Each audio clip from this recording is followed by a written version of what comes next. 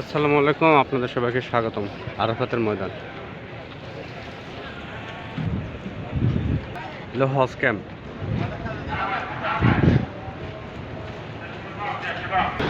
হজ ক্যাম্পের গেটের বাইরে।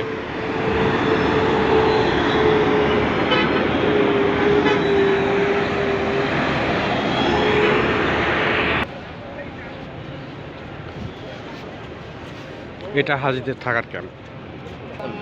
خلاص خلاص بص لك بعدها خلاص احتياط مستخدم مستخدم واحد بس انا اشتريتها دي الواحد صاحبها